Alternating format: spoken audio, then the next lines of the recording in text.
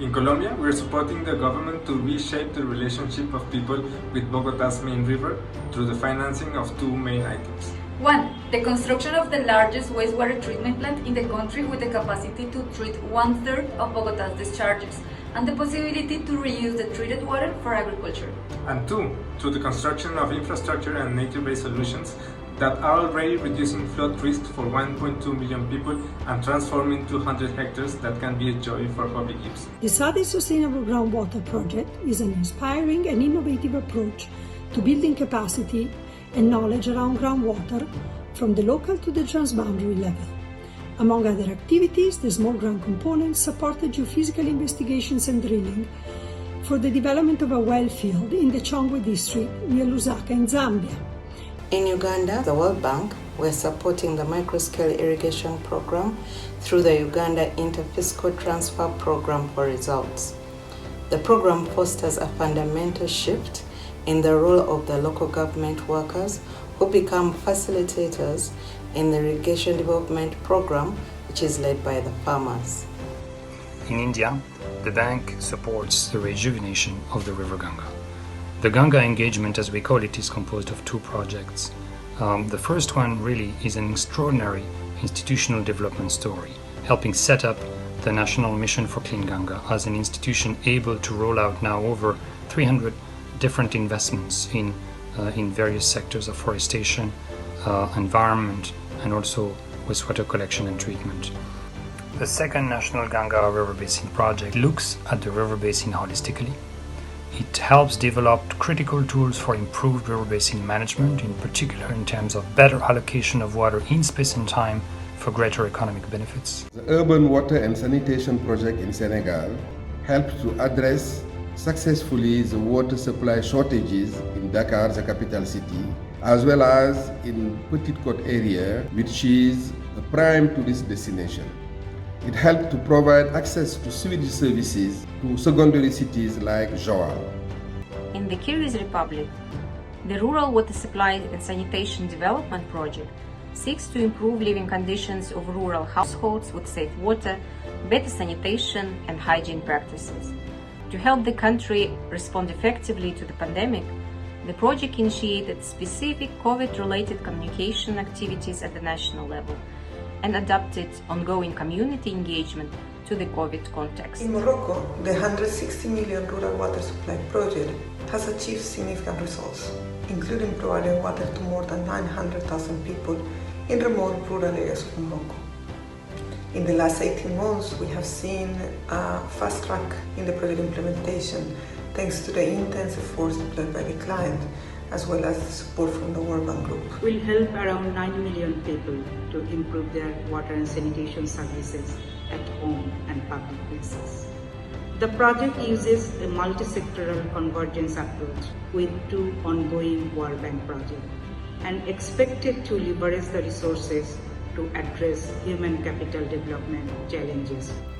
In Ghana, the $150 million Greater Accra Metropolitan Area Sanitation and Water Project has provided over 400 disability-friendly and menstrual hygiene management considerate school toilet blocks. Over 300,000 people in the low-income communities that are vulnerable to the COVID-19 pandemic have been provided with access to safely managed sanitation and water supply services. In Argentina, we have mainstreamed innovation under all of the P4R's results areas. For example, we'll be working with local cooperatives to connect vulnerable households to the water and sewage networks, at the same time generating local jobs, which are crucial for the post-COVID recovery. The Buenos Aires Water Supply and Sanitation with a focus on vulnerable areas program incentivizes ISA, one of the largest utilities in the world, to do three things. The first one is to expand services to peri-urban Buenos Aires in poor neighborhoods, mainly through household connectivity, but also with basic infrastructure, benefiting almost 500,000 people. The second one is to increase the efficiency of its operations by reducing non-revenue water and energy consumption. And the third one is to strengthen its capacity to respond to water sanitation emergency needs, like the one we have seen on COVID-19. The World Bank is supporting the government in providing access to water supply and safely managed sanitation facilities. The project has three main procurement features in implementing the activities towards achieving its PDO. One, DBO approach that encompasses design, build, operate methods for planned wastewater treatment facilities in Addis Ababa and selected 22 secondary towns.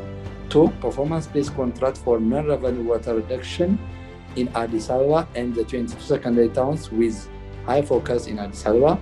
Three, reaching the unserved community of towns to self-demand sanitation services using citywide inclusive sanitation approach. In Democratic Republic of Congo, we're working with our urban colleagues on a new $500 million multi-sectoral project for the capital city of Kinshasa.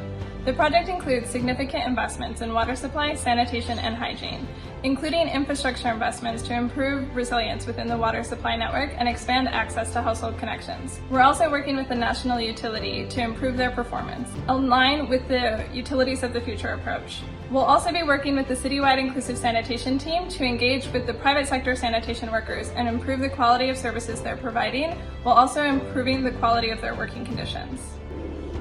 In Cambodia, the Water Supply and Sanitation Improvement Project supports Siem Reap City in collecting wastewater generated from households to its existing wastewater treatment plant and supports other small towns in increasing access to pipe water supply.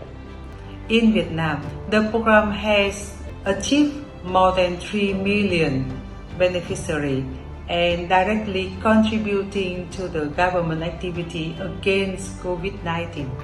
In Egypt, institutional reform is at the heart of this program. We are happy to note that the improvements brought in by the program have increased the company's resilience in adapting and responding to operational challenges in the face of the COVID-19 pandemic. In Haiti, the Sustainable Rural and Small Town Water and Sanitation Project launched a large-scale public awareness campaign to promote hand-washing behavior, hygiene, physical distancing, and the use of face masks. A joint program with the health, education, and energy sectors equipped the COVID-19 health center with solar energy, installed solar pumping on 9 water pipe systems, and managed an average of 250 improved hand-washing facilities in schools and public marketplaces.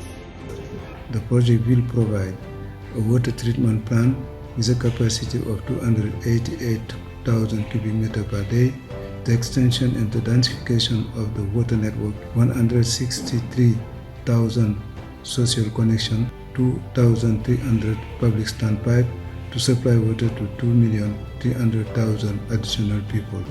The project is also supporting the implementation of the urban sector reform.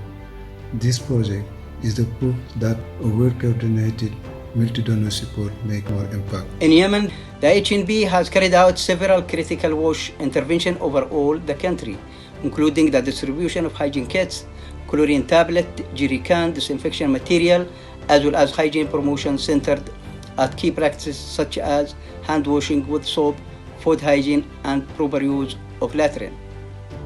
The USIP has rehabilitated small to medium water and sanitation facility in key urban cities.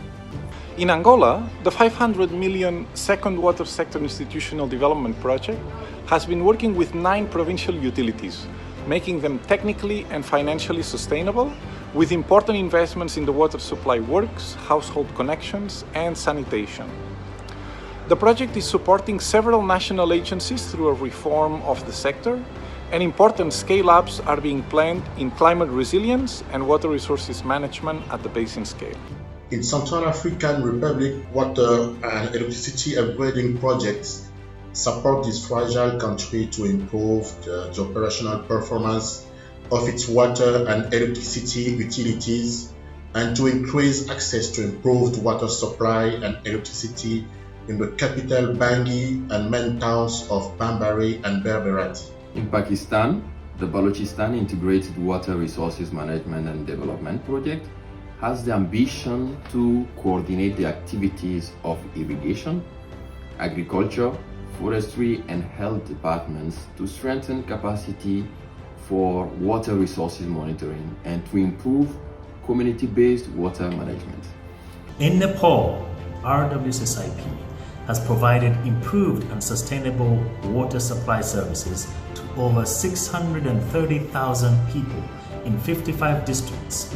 The support of the project has also helped Nepal achieve open defecation-free status. In Afghanistan, water, sanitation, hygiene, and institutional support program will strategically invest to connect over 1.5 million people in Kandahar city to a safe and resilient drinking water supply system. The project will also finance measures to restructure, reform, and improve Afghanistan's urban water utilities. In Chittagong, the second largest city of Bangladesh, the Chittagong Water Supply Improvement and Sanitation Project supported the institutional capacity development activities related to the modernization of Chittagong Water Supply and Sewerage Authority's operational systems and processes. The teamwork produced impressive results on performance improvement of the water utility, culminating in Chittagong Wasa achieving ISO 9001 certification in December 2018.